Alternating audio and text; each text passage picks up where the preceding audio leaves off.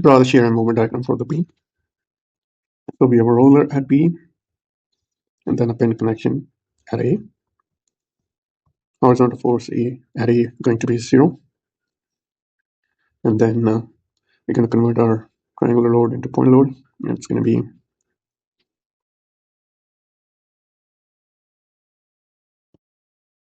half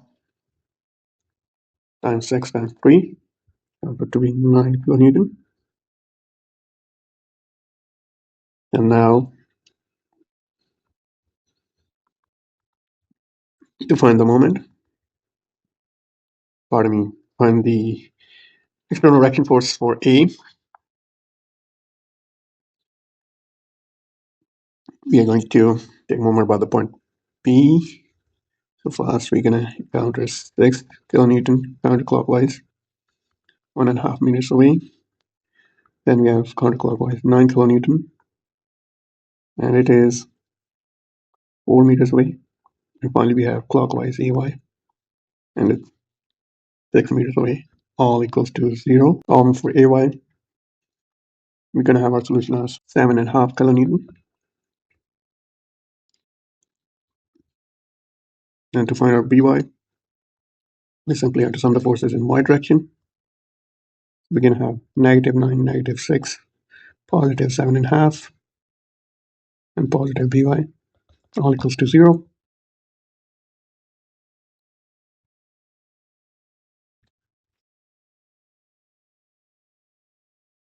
Solving for our BY, we're going to have 7.5 kilonewton as a solution. Now we've got all the required directions and the forces. We can start drawing our shear moment diagram.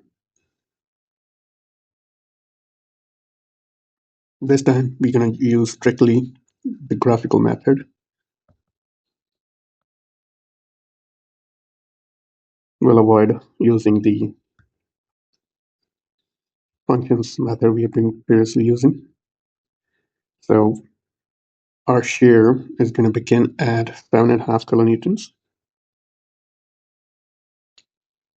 And then we have a second order curve going 9 kilonewtons downwards. We're going to be at -1.5 at 3 meters.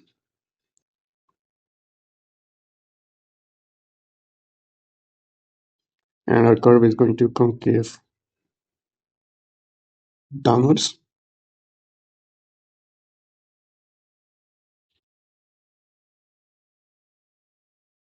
And then nothing's going to happen for 1.5 meters. At that point, we're going to go down another 6 kilonewton and come down to -7.5. And then again, nothing's going to happen for next 1.5 meters. And at this point, we're going to get a bump up from the BY, and we're going to come up to 0. And that's our solution. We could have used graphical method, but looks like we won't be able to.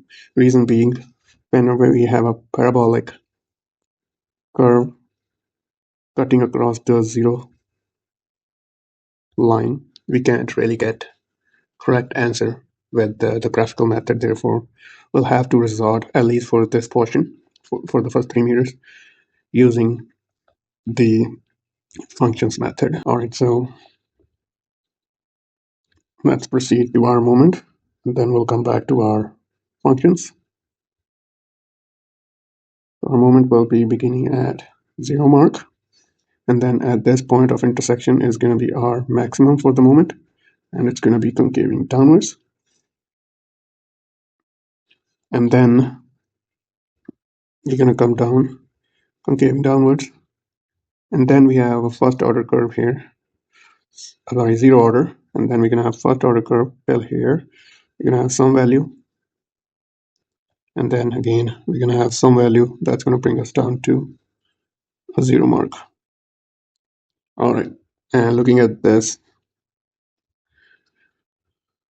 let's find our shear equation and moment equation for region 1. Region 1 is this area. Rest we can use the graphical method. So for this region, our load equation is going to be negative rise over run. So our rise is our load, our uniform distributed load rise is still 6, begins at 0, distance is 3 times x. This becomes negative 2x as our load equation. Now our shear is going to be integral of that, so it's going to be negative x squared plus the constant. And a constant in this case, we know our shear is going to be 7.5 kilonewton when x is 0, so therefore C is 7.5. And then for our moment, another integral, so we can have x cubed divided by 3 plus 7.5x plus the constant. And we know our moment is 0 when x is 0, therefore C is simply 0. All right, now we can find the intersection. So where shear is 0, so it's going to be negative x squared plus 7.5 equals to 0. And solving for x, we can have our solution as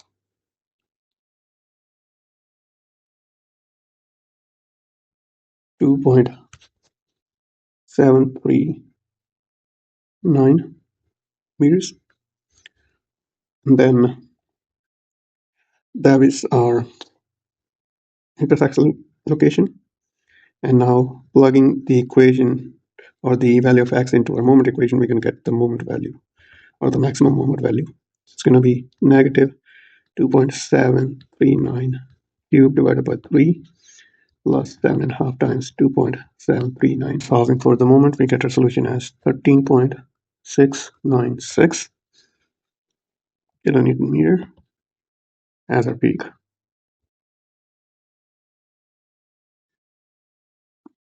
And then if we want, we can find this value using plugging the value of 3 into the moment equation, and this point will be simply the area, which is negative 1.5 times 1.5, and then again this area, and it should bring us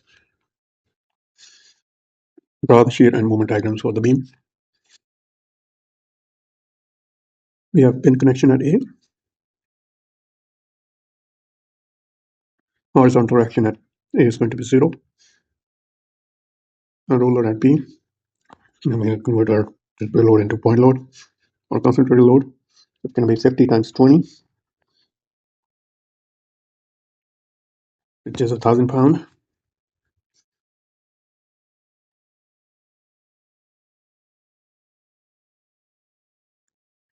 And now to find our solution for A and BY, we're going to begin with solution for AY by taking the moment above the point B. So we can have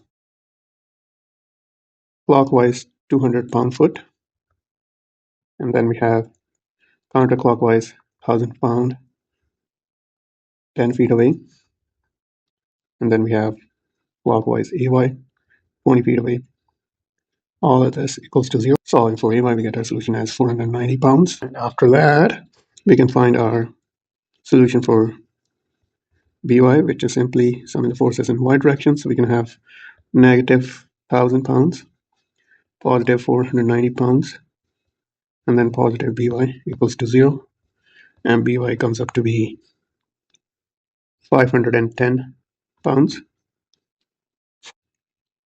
And now we can start drawing our shear and moment diagrams.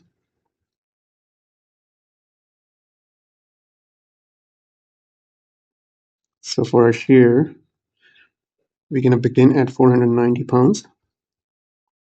And then we can have first order curve all the way for a distance of 20 foot. And it's going to go down by 1,000. So this means we're going to go down to negative 510 pounds.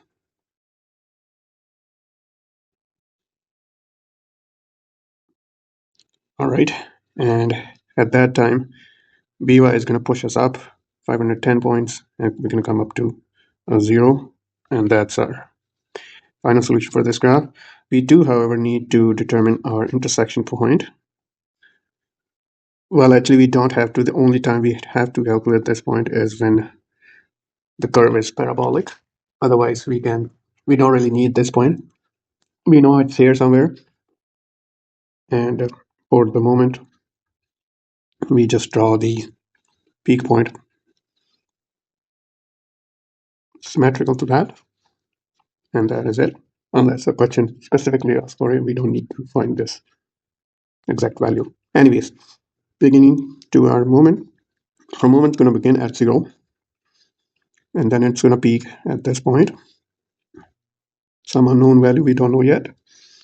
So this area is positive, this area is negative. So to calculate our positive area,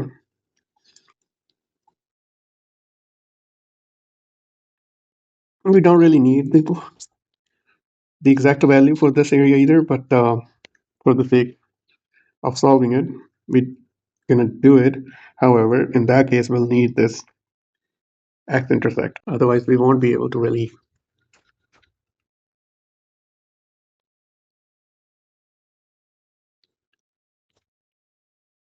get an exact value. It would be an approximate value. So to solve for it, let's get our load equation, which is simply going to be negative 50. And then our shear is going to be negative 50x plus the constant. And constant, we know it's going to be 490. Then x is 0. Now we can find our intersect, x-intersect, by taking shear as 0 and finding for the value of the x. And the value of x comes up to be 9.8 foot. Okay, so this point is 9.8.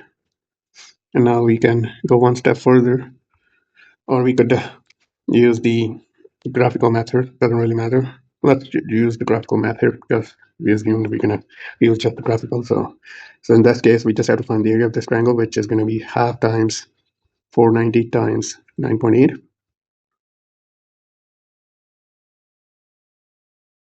This comes up to be 2401 pound-foot. And then this negative area will be 20 take away 0.98, comes up to be 10.2. And then again, area of triangle, so 10.2 times half times negative 510 comes up to be 2601. So now we're gonna subtract 2401 from that, and it tells us that we're gonna go down at this point to negative 200 mark, and it's gonna be a concaving downward curve. And from there, we're gonna just flatline all the way to the end of this beam, and then at that point we have a clockwise 200-pound moment, which is going to take us to 0 and confirming.